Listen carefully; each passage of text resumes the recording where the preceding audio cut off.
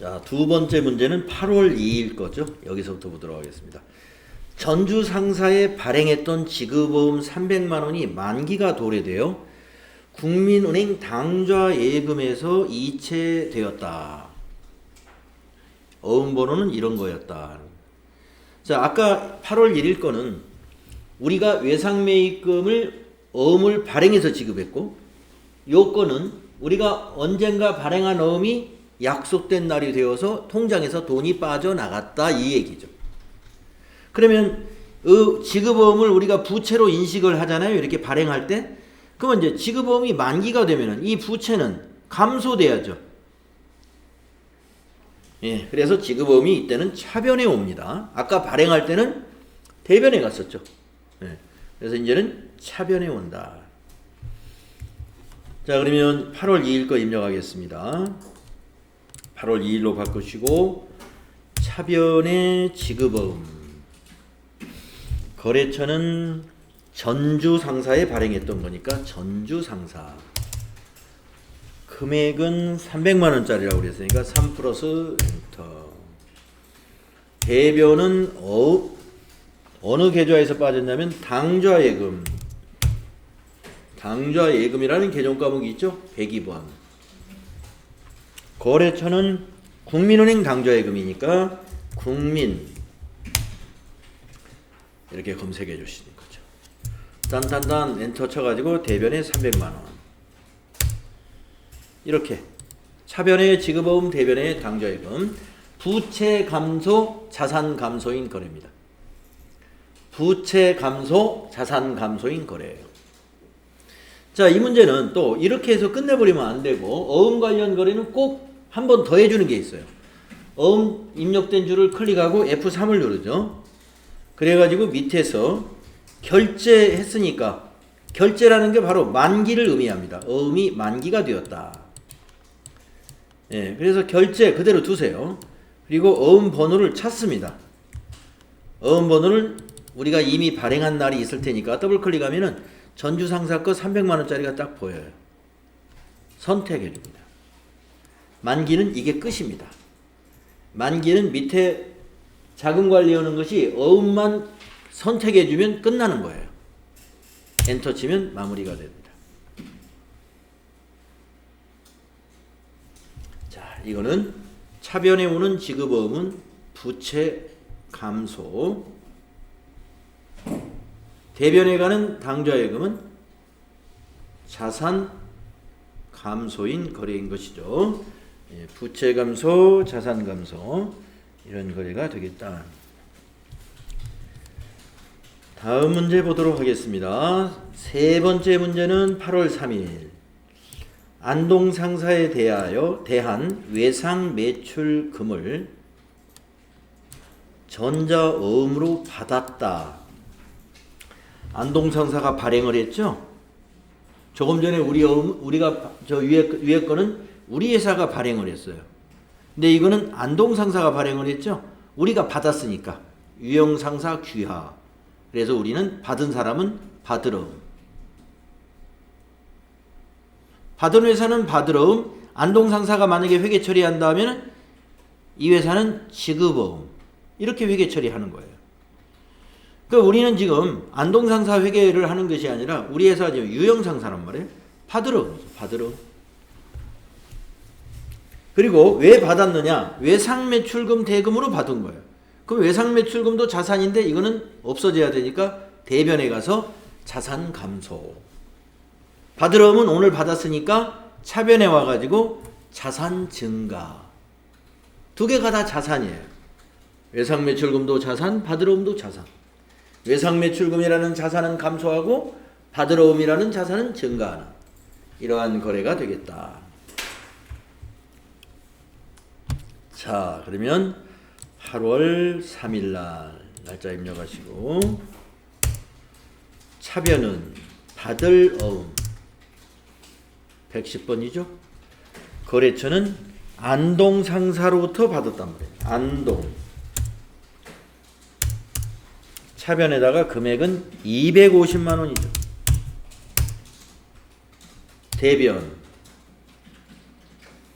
대변은 외상매출금이죠.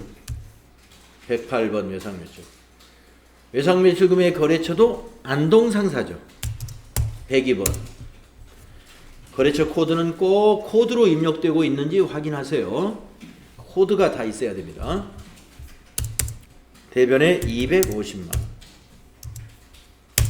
이렇게 하시는 겁니다. 그래서 이거 자산 감소, 자산 증가, 자산 증가, 자산 감소 이런 거래가 되겠습니다. 이거 어음 관련 거래니까 해야 할 일이 있다고 그랬죠. 자, 받을 어음줄을 클릭하고 F3을 누릅니다. 오늘 이 어음을 보관하게 되기 때문에 받을 어음을 받았다는 것은 오늘 이걸 보관하게 되었다. 우리가 이제 보관한다 이거. 오늘 보관하기 때문에 여기서 밑에 조회할 것이 하나도 없어요. 전부 새롭게 입력해 줘야 돼요. 그래서 어음을 보관할 때 입력사항이 제일 많습니다. 우리 기존에 있는 내용이 아니고 오늘 새로 받았기 때문에 하나부터 10까지 다 입력해 줘야 돼요. 자, 우선 어음의 종류부터 입력합니다. 전자잖아요. 전자는 여기 보시면 6번이다 이거예요. 그래서 여기 6번으로 고치세요. 그 다음에 어음 번호. 항상 이걸 먼저 고치고 어음 번호로 넘어가야 돼요. 예. 어음 번호는 거기 사진에 나와 있죠. 011 2021 108 2021 0803이죠. 2021 0803 여기까지가 날짜예요. 그 다음에 1, 2, 3, 4, 5, 6, 7, 8, 9 엔터 했을 때 탁 다음으로 넘어갔으면 자릿수를 딱 맞게 입력하는 것이고 자릿수가 틀리면 안 넘어가요. 네. 어음 번호를 입력하고서 선생님 왜 저는 다음으로 안 넘어갑니까? 이런 질문 가끔 있었는데 자릿수가 틀렸기 때문에 안 넘어갑니다. 수치에서는 자수에서 엔터. 발행일은 전표 입력 날짜하고 거의 항상 같아요.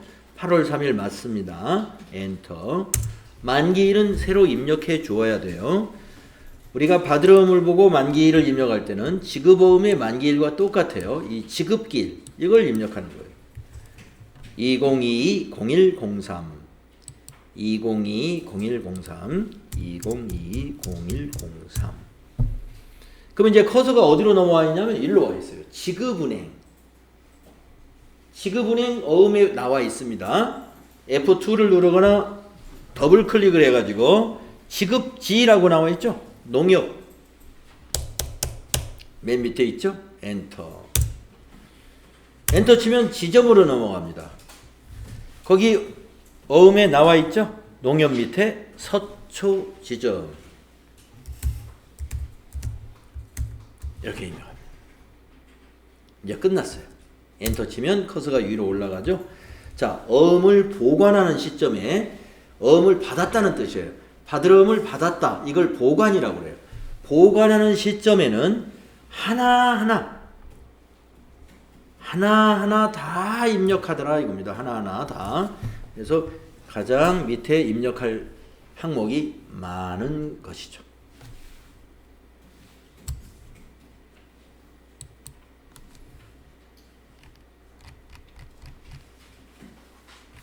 다음 페이지에 8월 4일 거 보겠습니다.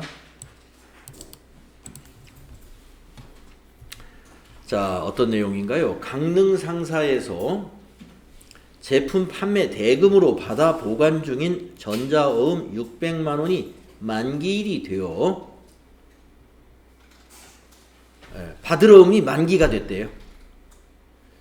은행에 제시한 결과 당사 국민은행 당좌예금 계좌로 당좌예금 하나 나왔죠? 금일 입금이 되었다. 네, 간단합니다. 당좌예금은 증가했고 전자어음은 감소한 거죠. 어음이 만기가 되어서 은행에 제시했으니까 이제 우리 거 아니죠. 그러니까 대변에 전자어음이 뭐예요? 받을 어음이잖아요. 받을 어음. 보관 중인 전자어음, 받을 어음이에요. 받을 어음. 대변에 받을 어음 은행에 갖다 줬고 대신에 차변에 돈이 들어왔다. 당좌예금으로. 그래서 자산 증가는 차변, 바드러움이라는 자산 감소는 대변. 확실하죠? 네. 차대변 헷갈리는지 한번 여러분 자꾸 생각해 보셔야 돼요. 네. 자, 입력합니다. 8월 4일 고치시고 대변의 바드러움 110번. 거래처는 무슨 은행인가요? 아니, 어느 거래처겠죠? 어디예요? 거래처가? 강릉상사네요. 강릉 600만 원이죠? 차변의 당좌예금 거래처는 어딘가요? 예, 국민은행. 차변의 600만 원입니다.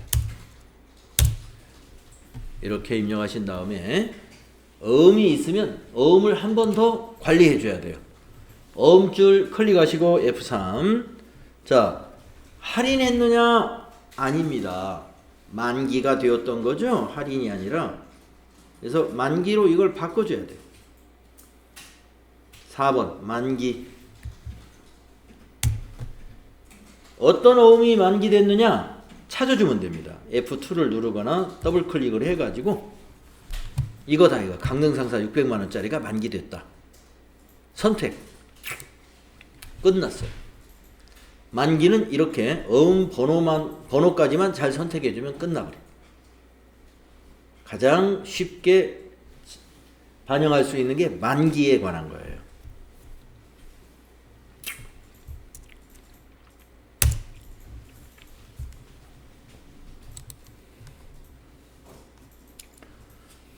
다음은 8월 5일 걸 보겠습니다.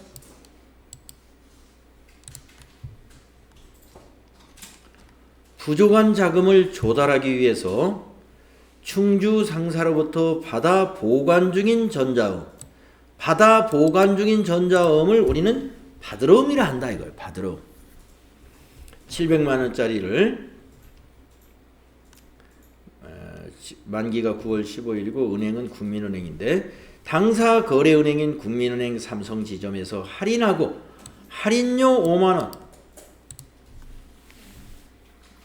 할인료 5만 원을 차감한 잔액은 당사 국민은행 당좌 계좌로 입금받았다. 할인율 입력은 생략하고 매각으로 처리하라. 할인은 매각으로 처리하라 이렇게 나옵니다. 자, 국민은행 당좌 계좌니까 계정 과목을 당좌 예금으로 하시면 돼요.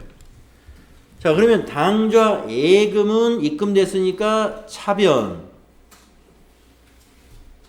보관 중인 전자어음은 갖다 매각했으니까 대변. 할인료는 네, 기억하시네.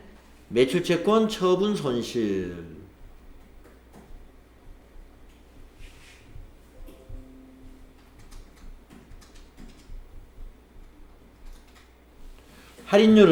할인료는 계정 과목이 매출채권 처분 손실 기억하셔야 돼요. 이 처분 손실이 뭐예요? 비용이죠. 비용이니까 차변에서 비용이 발생해야죠. 그래서 차변. 비용 발생은 차변이니까 차변. 이렇게 정리가 딱 돼야 됩니다. 자, 입력하겠습니다. 대변부터 입력할게요. 8월 5일 건 4번 대변에 110번 바드러움. 거래처는 충주상사에서 받은 겁니다.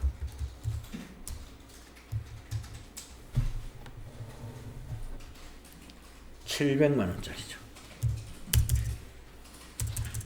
700만 원짜리. 차변 5만 원을 먼저 입력하면은 매출채권 처분 손실. 매출 검색해가지고 똑똑똑똑똑 내려가 한참 내려가 있어요. 매출채권 처분 손실 936번. 이건 거래처 안 넣어도 돼요. 방향키로 가셔가지고 5만 원. 또 차변. 네, 당좌예금 102번. 국민은행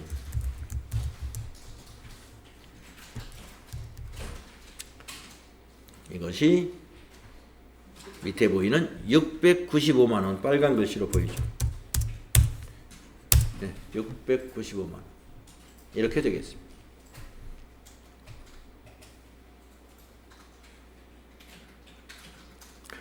이러고 이제 끝나버리면 안 돼요. 받으러음 이렇게 해요. 지급어음 이런 어음 개정 과목은 분개하고 나서 한 번 더 해요. 어디로 가느냐? 받으러음 줄 클릭하고 F3. 자, 오늘 이 받으러음이 대변에 간 이유는 할인 때문에 간 거예요. 그래서 할인 그대로 두고 엔터 치면은 어음 번호로 넘어가는데 우리가 보관 중인 어음이기 때문에 이걸 검색을 하면 나와야 돼요. 보관 중인 어음을 할인한 거니까. F2 또는 더블 클릭하면은 이렇게 700만 원짜리 어음이 보입니다. 거기서 선택.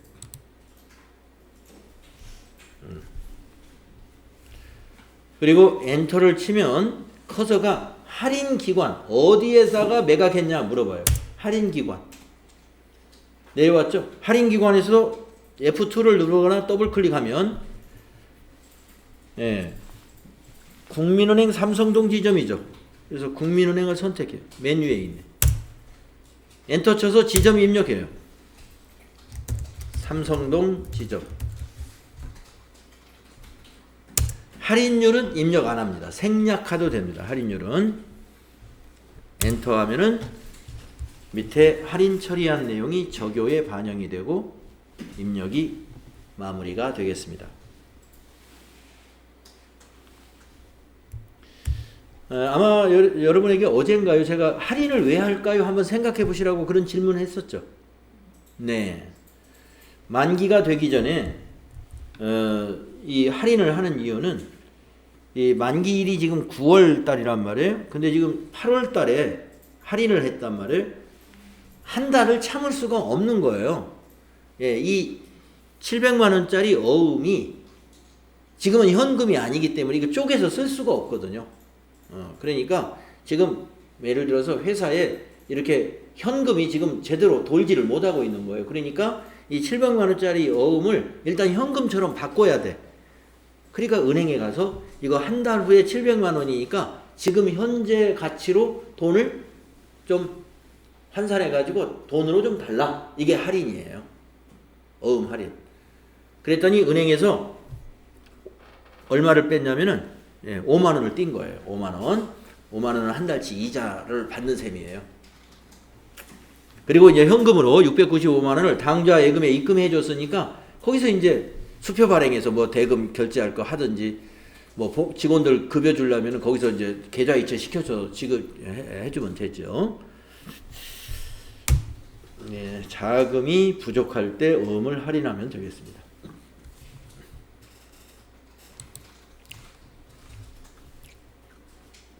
자, 다음은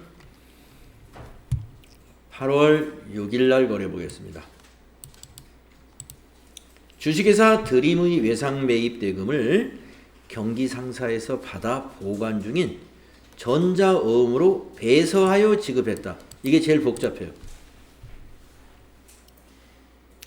실수 많이 해요. 이 배서 지급했을 때 쉬운 것 같지만 어딘가 하나 틀려가지고 점수를 못 받는 사람들 많이 있습니다. 여러분이 해보시면 어음 관련 거래 중에서 가장 헷갈릴 수 있는 것인데 배서하여 지급했다. 배서라는 것은요, 어음 뒷면에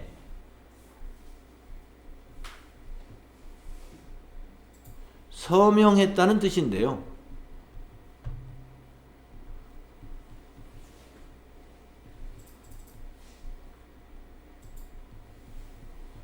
자, 배서한 다음에 지급했다는 건 뭐냐면은 우리가 어음을 발행한 것이 아니라 이 어음은 받아서 보관 중인 어음이란 말이에요. 누가 발행한 거냐면 경기상사가 발행한 어음이에요. 근데 우리 회사는 지금 유형상사죠. 유형상사가 우리 회사가 이 드림이라는 회사로부터 신발을 외상으로 사왔어요. 외상 매입금이 있는 건데 이 외상 매입금을 갚기 위해서는 우리 회사가 어음을 발행하면 되는데 우리 회사가 어음을 발행한 것이 아니라 경기상사가 발행한 어음을 우리가 받아서 보관 중인 게 있어요. 그걸로 외상매입금을 갚은 거예요. 그러면 그냥 주면 받겠어요? 이 경기상사에서? 아니, 당신이 여기 우리 회사 보고 여기다 사인해라 그래요. 예. 그것이 어음 뒷면에 어떻게 사인하냐면 이 경기상사 보고 이 400만 원 대금을 드림에다가 지급하시오라고 지시하는 사인이 있어요. 그래서 우리 어음 뒷면에는 누구누구에게 지급을 하시오라는 항목이 만들어져 있습니다. 그래서 양도할 수가 있어요. 양도할 수 있는 그런 유가증권에는 이것을 누구누구에게 양도합니다 하는 것은 받을 권리를 양도하는 거예요. 받을 권리를 양도할 수 있다. 그건 사인을 해야 돼요. 뒤에다가. 자, 그런 거래입니다. 이 거래가. 자, 그러면 외상매입금은 갚은 겁니다. 외상매입금이 부채이기 때문에 부채 감소는 어느 쪽에 기여합니까? 네, 차변에 갑니다. 자, 보관 중인 어음은 지급을 했어요. 예, 그러니까 어디로 가야 돼요? 받을 어음이 대변에 가야죠. 자, 그 다음에 내가 뭘 물어보냐면 외상매입금의 거래처는 어디일까요? 예, 드림. 그래서 외상매입금의 거래처는 드림이라는 거래처를 입력해야 되고, 자, 받을 어음의 거래처는 어디일까요? 예? 예, 경기상사예요. 우리 회사가 어음을 발행했다면 거래처가 드림이에요. 외상매입금의 거래처하고 같은 곳에 발행하는 거예요. 그런데 받을 어음은 제가 항상 그러죠. 받을 어음은 발행한 회사가 거래처다. 그러니까 우리가 발행한 게 아니고 경기상사가 발행한 어음이거든요. 그래서 받을 어음의 거래처 넣을 때 드림으로 넣으면 틀리고 경기상사 해야 돼요. 경기상사. 그리고 나중에 드림은 밑에 자금 관리할 때 이 어음을 지급한 회사가 어디냐를 물어봐요. 그때 거기에다 드림이라고 입력합니다. 자, 그래서 거래처 때문에 헷갈릴 수가 있으니까 거래처 정확하게 인식하셔야 돼요. 자, 받을 어음의 거래처는 언제나 배서양도한다 하더라도 지급하는 회사가 거래처가 아니라 그 어음을 발행한 회사, 발행한 회사가 거래처가 항상 된다는 것을 꼭 기억해 주시면 되겠습니다. 자, 8월 6일 거 입력해 봅시다. 자, 8월 6일로 바꾸시고 차변에 외상매입금 부채가 감소했죠. 거래처는 드림 거가 되겠고 금액은 400만 원이고요. 대변은 받을 어음이고요. 이 받을 어음이 드림이 아니다 이거예요. 네. 경기상사 거다 이거예요. 네. 경기상사. 여기서 정신을 바짝 안 차리면은 위에 있는 외상매입금하고 거래처를 똑같이 입력하는 사람들이 꽤 있더라 하는 거예요. 네. 안 그래요. 달라요. 네. 쭉 가서 대변에 400만 원 입력합니다. 이렇게 해놓고 한 가지 고비가 더 있어요. 자, 어음 관련 거래는 분개하고서 또 한 가지 해야 된다고 그랬죠. 받을 어음 줄 클릭하고서 F3을 또 눌러야 돼요. 그래서 자금 관리를 또 해야 돼요. 자, 지금은 할인이 아니고 배서죠. 그러니까 여기를 바꿔야죠. 밑에 보면 배서가 있습니다. 3번이죠. 여기서 3번 배서. 보관 중인 것을 배서하기 때문에 어음이 우리 장부에 있는 어음이에요. 그래서 더블 클릭이나 F2로 찾는 겁니다. 400만 원짜리 경기상사 거 400만 원짜리 보이죠? 선택. 그 다음에 엔터를 치면 커서가 어디로 가냐면 지급거래처로 가요. 이 지급거래처는 경기상사 아니에요. 발행한 사람이 경기상사, 발행한 회사가 경기상사고 받으러움의 거래처는 경기상사가 맞는데 여기서 입력하는 지급거래처는 우리가 경기상사에 지급한 게 아니죠. 드림에다 지급했다. 그래서 여기가 드림이 됩니다. 드림 더블클릭해서 검색하시면 566번.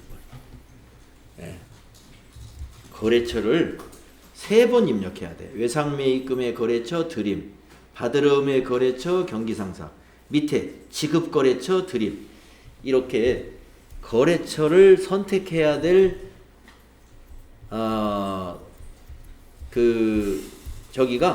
작업이 3번 나타나게 되는데 그 3번을 헷갈리지 말고 탁탁 잘 선택하셔야 돼요.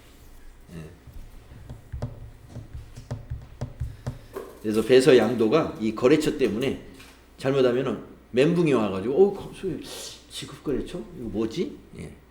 말 그대로 어디다가 이 어음을 줬냐 하는 게 지급거래처고 받으러움의 거래처는 묻지도 따지지 말고 발행한 회사 어음을 발행한 회사가 받으러움의 거래처다.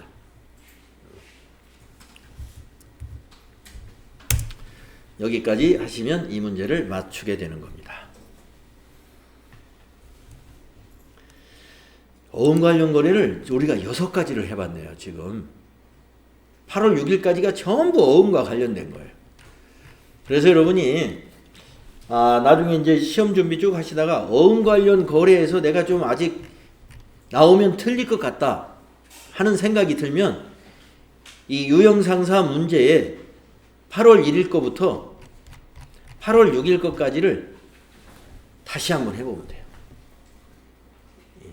이게 다예요. 어음 관련 문제가 나올 수 있는 유형은 이 6가지가 전부예요.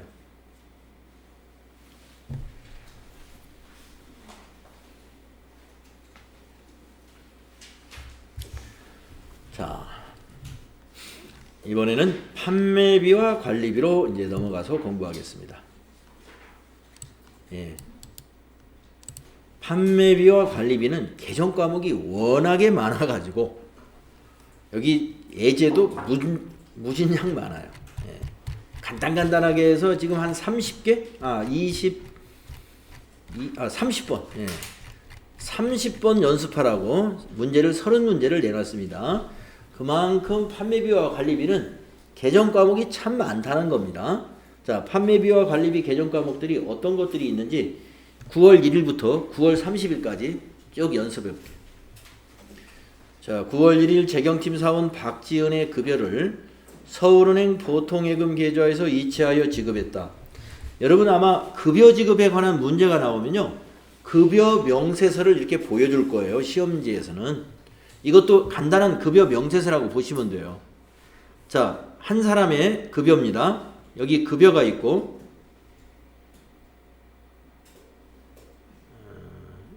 요렇게 더해야 되겠네요. 요렇게. 그 다음에 차감 지급액이 있어요. 이 3가지를 회계 처리하는 거예요.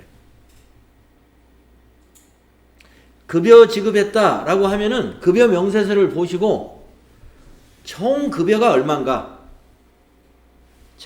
그 부분을 체크해 주시고 공제 금액은 얼마인가. 대개 이제 급여 명세서는 공제계라는 항목을 하나 만들어 가지고 합계를 미리 해 놓습니다. 근데 지금 이것은 합계가 없어요. 그리고 차감 지급액 3가지를 회계 처리합니다. 자, 위에서 보면은요. 보통예금 계좌에서 지급했습니다. 그러니까 차감 지급액이 이게 보통예금이 되는 거예요. 여러분, 보통예금에서 지급했으면 보통예금을 차변에 기록합니까? 대변에 기록합니까? 네? 네, 대변이죠. 네. 대변 딱 자리 잡는 거예요. 그러면 앞에 이 급여를 회계 처리하는 건데 이 급여 자체가 판매관리비 개정 과목이에요. 급여가. 비용이죠. 비용 발생은 어디죠? 그러니까 이건 차변. 그리고 요 나머지 국민연금, 건강보험료, 소득세, 지방소득세를 박지은 씨 봉급에서 차감시켰단 말이에요. 이 회사가 갖는 게 아니라 잠시 보관하는 남의 돈이죠. 그래서 개정 과목이 뭐라고 그랬죠? 예, 예수금. 예수금은 뭐에 해당되죠? 예, 부채에 해당되죠. 부채가 증가하게 된 거예요. 남의 돈을 받았으니까. 예, 부채가 증가하면 어디예요? 예, 대변이죠. 예, 요렇게 딱 정리가 돼야 돼요. 자, 그러면 입력하는 순서는 여러분 마음이지만 요령은요, 큰 금액을 먼저 입력하는 것이 좀이라도 쉽습니다. 그리고 이게 더해야 되는 것은 맨 나중에 하는 게 훨씬 쉽습니다. 예, 자, 그래서 순서를 이렇게 1번, 2번, 3번 요 순서로 하면은 계산을 피해갈 수가 있어요. 자, 그러면 이제 급여부터 입력할게요. 9월 1일 날이고 차변 3번이 급여 801번이고 방향키로 쭉쭉쭉 가가지고 150만원. 대변이 금액이 딱 나와 있는 것부터 먼저 해요. 보통예금이고 103번이 보통예금이에요. 거래처는 서울은행 검색해야 돼요. 서울은행 보통. 네, 금액은 1288이죠. 1288 플러스 밑에 요 빨갛게 보이는 것이 그 공제금액의 합계나 마찬가지예요. 네. 그래서 대변의 예수금 254 방향키로 쭉쭉쭉 가가지고 밑에 빨갛게 보이는 숫자 212 플러스 이렇게 하면 계산기 안 쓰고 그냥 이거 해결이 되는 겁니다. 순서를 잘 맞추면 계산기를 안 쓰고 하고.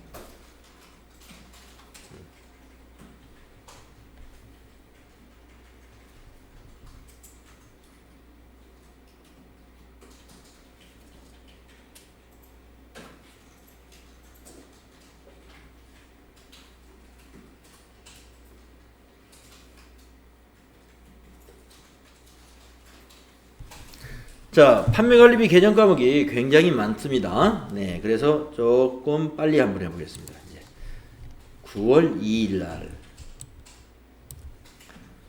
종업원들에게 작업복을 구입하고 종업원들이 지급할 작업복을 구입해가지고 대금 21만 원을 삼성카드로 구입했어요. 카드로 결제했습니다. 작업복 네, 유니폼 같은 거, 유니폼. 이걸 여러분 무슨 비용 처리하면 좋을까요? 예, 복리후생비예요. 복리후생비. 그리고 카드로 결제하잖아요. 그럼 빚을 진 거예요, 회사가. 개정 과목이 뭐죠? 예, 미지급금입니다. 예, 미지급금. 자, 그러면 날짜 9월 2일 입력하시고요. 차변에 복리후생비 811번입니다. 21만원이고요. 4번 대변에 미지급금 253번입니다. 여러분 미지급금 거래처는 어디가 될까요? 예, 삼성카드를 코드로 꼭 입력해야 됩니다. 99601이죠. 21만원. 이렇게 하셔야 돼요.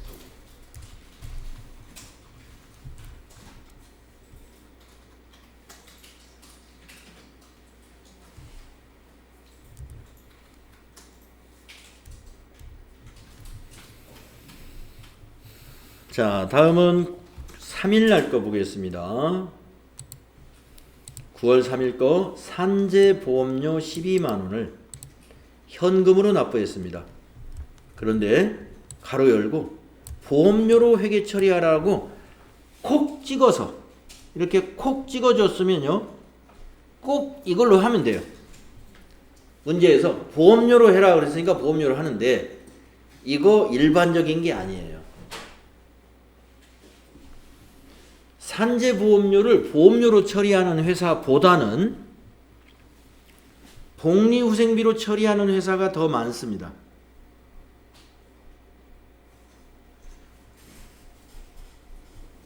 왜 그럴까요?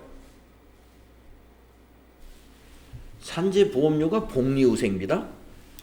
왜 이게 복리후생비가 될 수 있을까요?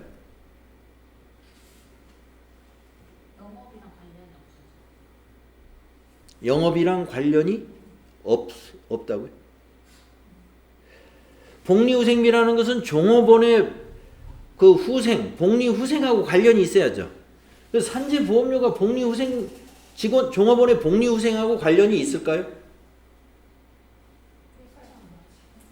예? 회사가 반을 부담한다. 회사가 전부 부담합니다. 여러분이 산재보험료는 본인 부담을 하지 않아요.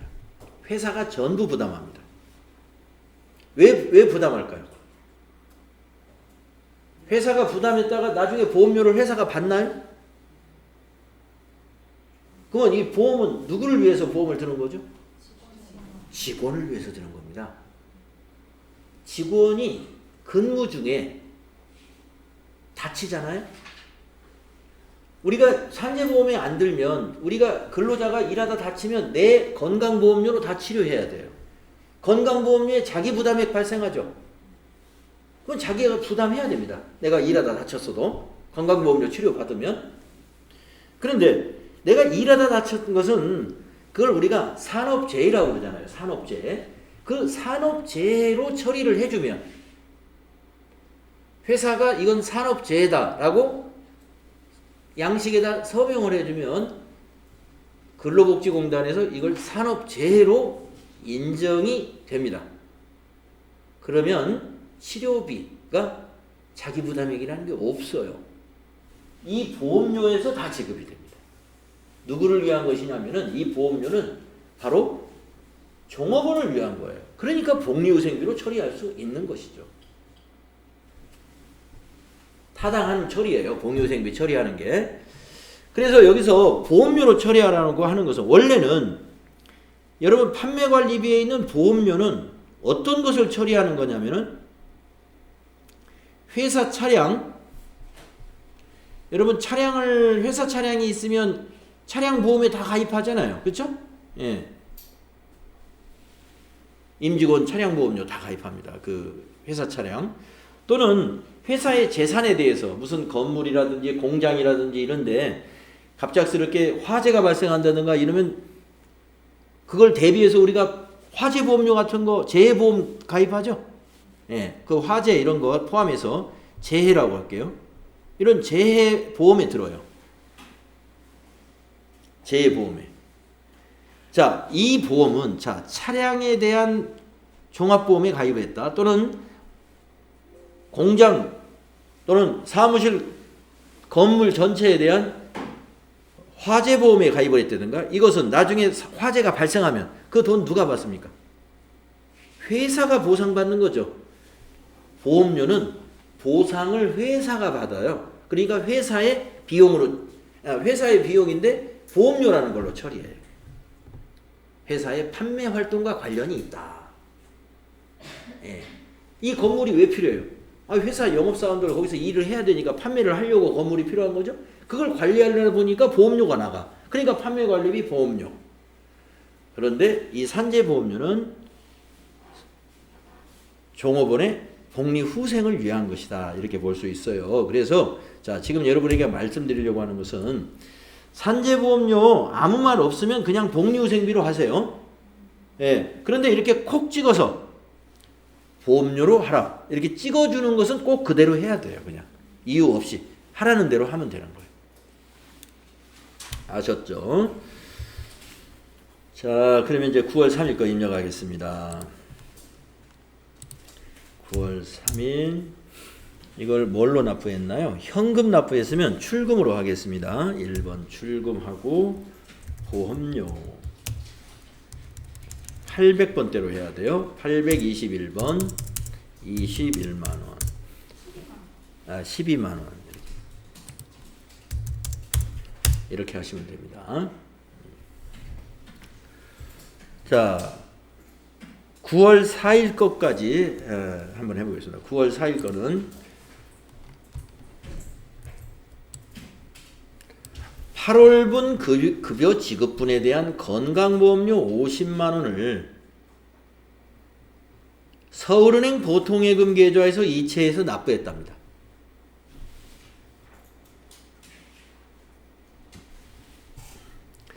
건강보험료의 50%는 원천징수한 금액이고 나머지 50%는 회사가 부담한다. 그러니까 이 50만 원 중에서 25만 원은 급여 지급 때 공제해 놓은 것이고 25만 원은 회사가 부담하는 금액이다. 회사 부담분은 복리후생비로 처리한다. 25만 원은 복리후생비입니다. 이 이야기입니다. 여기서 회사 부담분은 복리후생비로 처리하라고 말이 없더라도 이것도 복리후생비로 처리하는 것이 타당해요. 자, 건강보험료를 회사가 반절을 내주는 이유는 직원들의 복리후생 정책에 의해서 내주는 겁니다. 예, 직원들이 건강보험료 때문에 부담을 느끼면 안 되니까 회사가 반절은 회사가 보태주겠다. 그런 것이죠. 그래서 이건 복리후생비 처리하는 게 맞고요. 자, 우리가 급여에서 개인이 부담한 거 이건 우리가 개정 과목을 급여 지급할 때 뭘로 처리해놨죠? 아까 이런 것들? 예수금으로 해놨죠? 이게 바로 예수금이에요. 예수금 부채였는데 오늘은 이제 이걸 갖다가 건강보험료 공단에다 납부했단 말이에요. 부채가 감소할 때는 어디다 입력하나요? 예, 차변에 입력하죠. 그래서 차변에 예수금이 이때는 오는 거예요. 자, 입력합시다. 서울은행 보통예금을 먼저 입력하겠습니다. 9월 4일 대변의 보통예금을 먼저 입력하는 게 좀 수월해요. 103번 보통예금 서울은행 50만원 차변에 복리후생비 25만원 또 차변에 예수금이 25만원 이렇게 하면 돼요.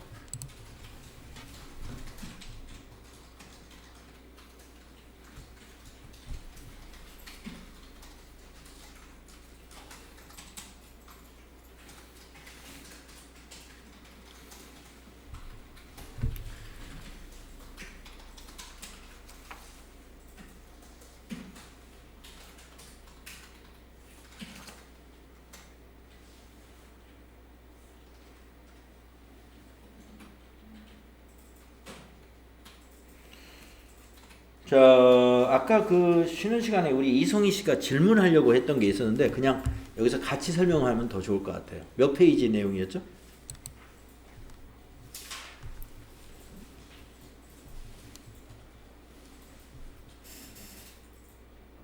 페이지가?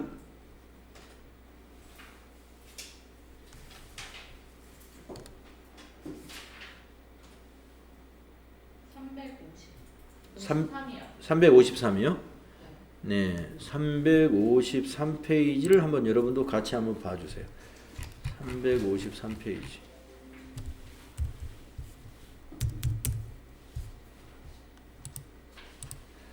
자, 질문이 있을 때 같이 설명을 들으면 더 좋겠습니다. 몇 번 문제인가요? 21번 문제 한번 같이 봅시다. 353페이지 21번 문제는 결산에 반영되지 않은 다음의 오류사항 중에 당기 순이익에 영향을 미치는 것은 이렇게 물어봤습니다. 자, 그러면 우리가 메모장 어디 있나요?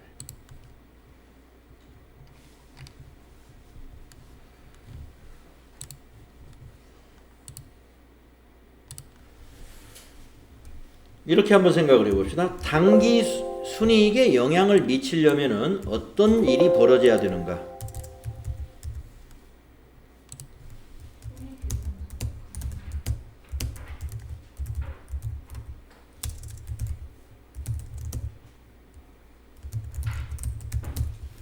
당기 순이익에 미치는 거래는 딱 한 가지밖에 없어요. 네, 손익계산서에 영향을 미쳐야죠. 그러면 손익계산서에 반영되는 계정이 뭐가 있어요? 손익계산서에 영향을 미치는 것이 당기순이익에 영향을 미치는 건데 손익계산서에 가는 계정 과목이 뭐가 있냐? 그 계정이 뭐가 있을까요? 그렇습니다. 수익과 비용만 손익계산서에 갑니다. 그러니까 밑에 있는 보기 중에서 수익이나 비용에 변동이 생기면 영향이 있는 거예요. 예, 따라서 수익이나 비용에 변동이 있을 때 비로소 당기순이익에 영향을 주는 겁니다. 수익과 비용에 변동이 없으면 당기순이익에 영향 없어요. 이게 답이나 마찬가지예요. 자, 그러면 이제 이걸 알면 이 문제를 접근할 수가 있어요. 어디 가죠? 자, 여기서 1번을 보면은 당기 발생한 주식 할인 발행 차금을 주식 발행 초과금과 상계하지 않았다. 자, 여기 지금 개정 과목이 두 개가 나옵니다. 주식 할인 발행 차금. 이건 뭐예요? 자본 조정이죠. 자본이에요. 자본. 자본 조정에 해당되는 자본. 또 무슨 개정과목이 나오냐면 주식 발행 초과금이라는 개정과목이 나오죠. 이건 뭐예요? 이것도 자본인데 자본 잉여금에 해당되는 개정과목입니다.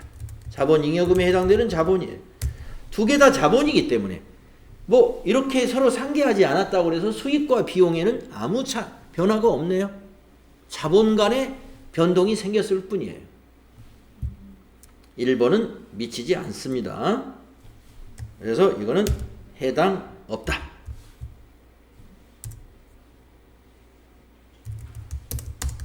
손익에 영향이 없다.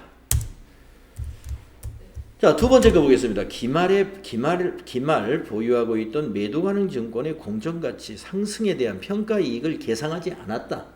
그러면 매도가능 증권의 공정가치가 장부금액보다 상승했다면 어떻게 분계를 하느냐? 상승이 10만원이라면 어떻게 될까? 한번 예를 들어보는 거예요. 차변에 매도 가능 증권 10만원이라고 할 거고, 이것은 뭐예요? 자산이 증가하는 거죠. 매도 가능 증권 자산입니다. 자산을 차변에 기록했으니까 자산 증가했어요. 그러면 대변은 뭐가 오느냐? 예, 잘 아신다. 요게 이제 10만원. 그러면 매도 가능 증권 평가 이익은 우리가 뭐냐 이거예요. 뭘까요? 수익이 아닙니다. 이게. 예? 이게 수익에 딱 여러분이 넘어가끔 돼 있어 이게. 매도 가능 증권 평가 이익이 수익 계정 과목처럼 이름이 생겼지만 여러분 기타 포괄 손익 누계액에 해당되는 이것도 자본이에요.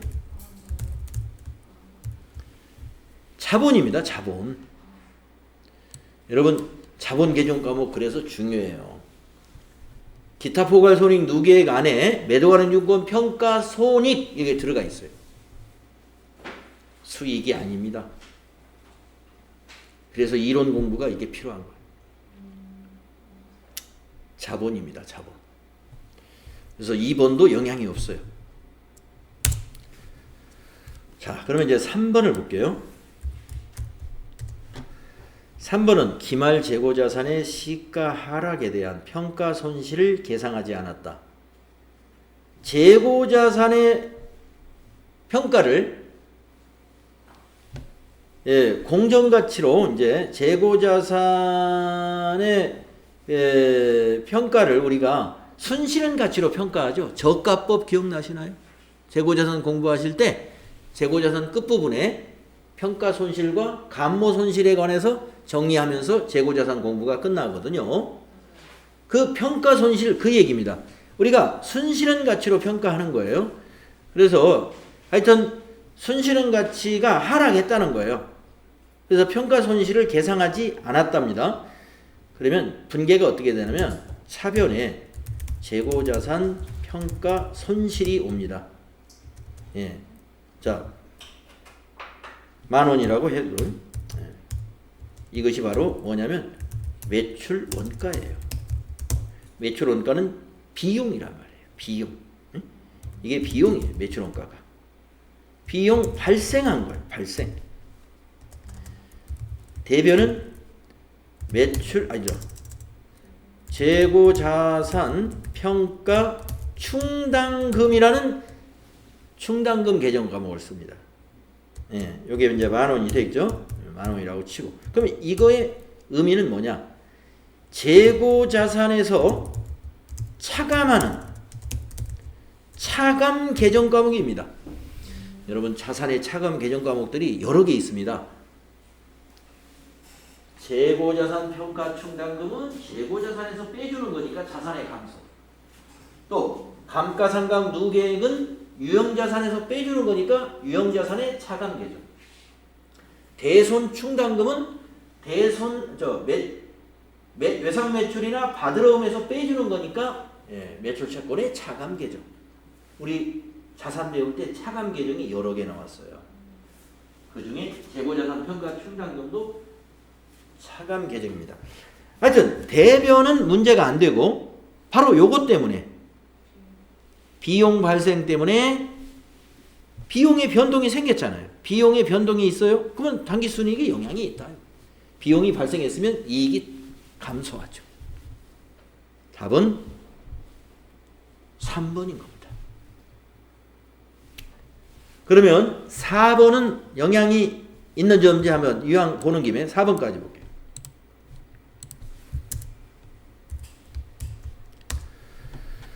당기 발생한 재해 손실을 판매비와 관리비로 계상했다.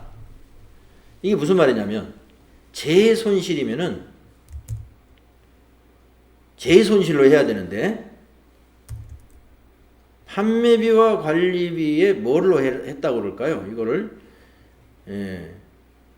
재해 손실은 영업의 비용이에요 원래가.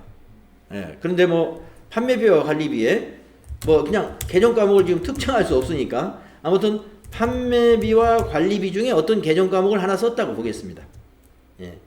10,000원 비용 발생됐어요. 대변에 재해 손실 같은 경우는 대개 어디에서 발생하냐면 상품이나 이런 재고자산에 대해서 또는 유형자산에 대해서 재해 손실을 인식합니다. 지진이 발생했다. 건물이 이게 멀쩡한 건물이었으면 5억짜리 건물인데 지진이 있어가지고 굉장히 크랙이 심하게 가서 가치가 떨어졌다. 이런 게 재해 손실입니다. 그래서 대변에는 이제 이런 상품과 같은 자산 감소가 올 수도 있어요. 오늘처럼 갑자기 우박비 번개 천둥이 와가지고 상품이 몽땅 물에 침수돼 버렸다. 이런 것이 재해 손실입니다. 자, 이렇게 잘못 처리한 것을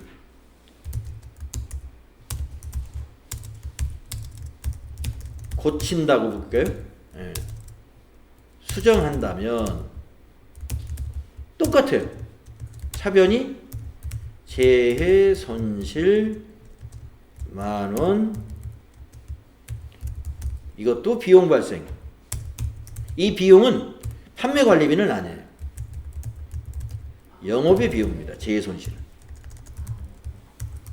대변의 상품 10,000원 자산 감소. 자 볼까요? 이렇게 처리해야 되는데 이렇게 잘못 처리했습니다 이 말이에요.